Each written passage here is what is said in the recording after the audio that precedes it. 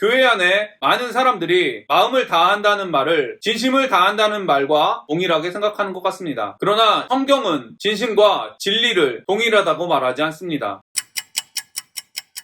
군중 심리와 연관된 진심에 대하여 살펴보겠습니다. 고려대학교 심리학과 허태균 교수는 한국 국민들이 진심을 다하면 모든 것이 다 잘 될 거라는 믿음이 다른 나라 사람들보다 유독 강하다고 말합니다. 고3 수험생 엄마들은 아이들과 마찬가지로 시험에 진심입니다. 아니, 아이들보다도 시험에 더 진심인 것 같습니다. 아이들을 학교에 보내놓고 TV나 영화를 보는 등 문화생활을 하는 것을 진심을 다하지 않는 것이라고 생각하기도 합니다. 그리고 문화생활을 즐기지 않고 자신이 진심으로 걱정함으로써 아이들이 시험이 잘 볼 것이라고 생각합니다. 아니, 최소한 잘 볼 것이라고 생각하지는 않아도 아이들의 시험 결과가 좋지 않을 때 자신이 진심을 다하지 않아서 자신이 진심을 다하지 않았다고 자신을 책망합니다. 여러분은 어떻게 생각하십니까? 엄마가 마음을 졸이고 진심으로 시험을 걱정하는 것과 아이들이 시험을 잘 보는 것이 서로 관계가 있다고 생각하십니까? 머리로는 그렇지 않다고 생각해도 그 상황이 되면 실제로는 제가 말씀드린 대로 행동하시는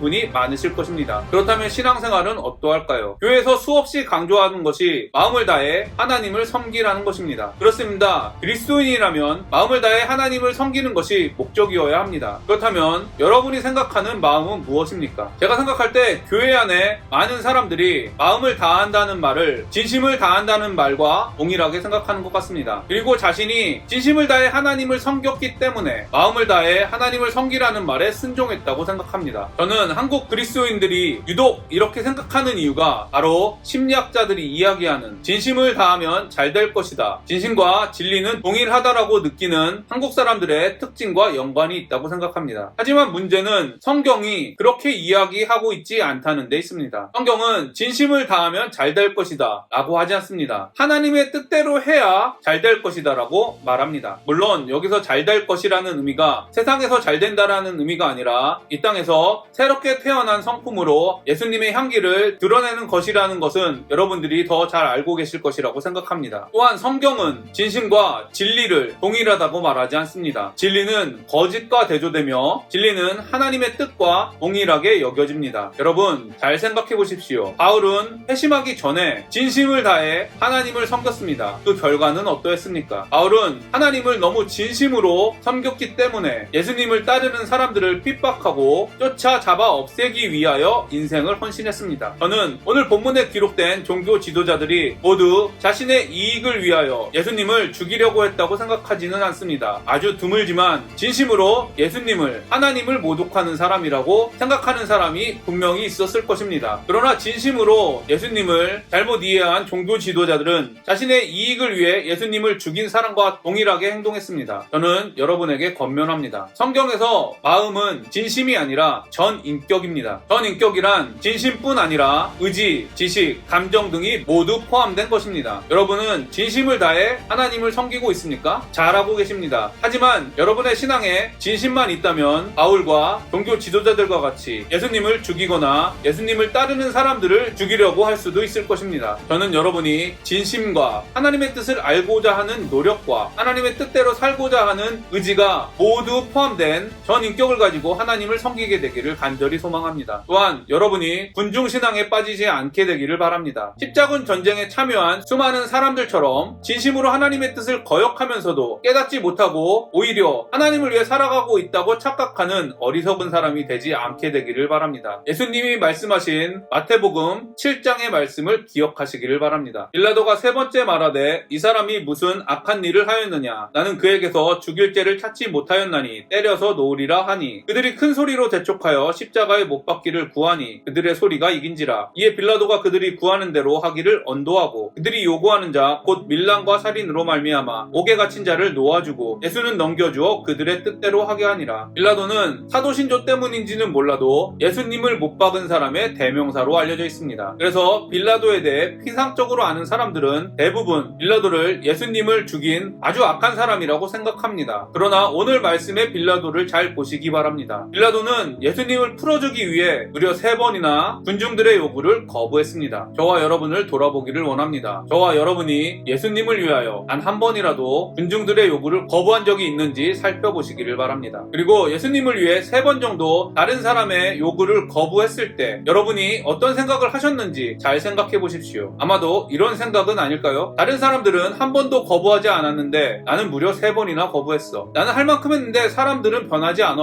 라며 빌라도와 같이 난 할 만큼 했어 라며 자신의 유익을 위해 예수님을 포기하는데 괜찮다고 생각하지는 않습니까? 우리에게 이런 모습과 이런 생각들이 있다면 우리가 예수님을 죽이라고 내어주던 빌라도와 다른 점이 무엇일까요? 저는 하나님 제가 저 사람보다는 낫죠. 하나님 전 저런 건 하지 않으니까요. 하나님 그래도 저 교회에서 살았잖아요. 그게 조금씩 쌓였는지 제가 어느 날 십자가를 보고 있는데 나는 예수님을 십자가에 못 박지 않았어 라는 아주 이상한 당당함이 제 안에 들어와 있더라고요 라는 어떤 찬양 인도자의 고백은 모든 그리스도인의 고백이 되어야 된다고 믿습니다. 그것도 한 번뿐이 아니라 매일의 고백이 되어야 된다고 믿습니다. 저와 여러분 안에 예수님을 십자가에 못 박으라고 하는 종교 지도자들의 모습, 예수님을 십자가에 못 박으라고 하는 사람들에게 내어준 빌라도와 같은 모습이 있다는 것을 발견하고 겸손히 하나님께 고백하게 되기를 바랍니다. 제가 오늘 여러분과 함께 적용하고 싶은 부분에 대해서 말씀드리겠습니다. 지금 내가 추구하는 신앙은 하나님의 말씀에 근거한 것인지 유행을 따르는 것인지 오늘 하루 점검해 보시기를 바랍니다. 두 번째, 군중심리의 특징, 무명성, 무책임성, 무비판성, 감정성, 암시성, 친근감을 가지고 신앙생활을 하고 있지는 않은지 오늘 하루 깊이 고민해 보시기를 바랍니다. 세 번째, 진심을 다하여 하나님을 섬기기 때문에 괜찮다고 생각하는지 솔직히 자신의 모습을 점검해 보기를 바랍니다. 네 번째, 지금 내 안에 나는 예수님을 십자가에 못 박지 않았어라는 이상한 당당함이 있는지, 내가 예수님을 십자가에 못 박은 죄인이지라는 겸손하면서 애통한 마음이 있는지 진지하게 자신의 내면을 살펴보시기를 권면합니다. 오늘도 행복한 하루가 되시기를 바랍니다.